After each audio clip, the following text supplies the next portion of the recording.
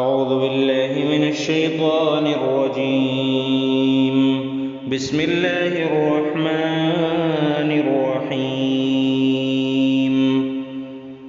شهر رمضان الذي أنزل فيه القرآن هدى للناس وبينات من الهدى والفرقان،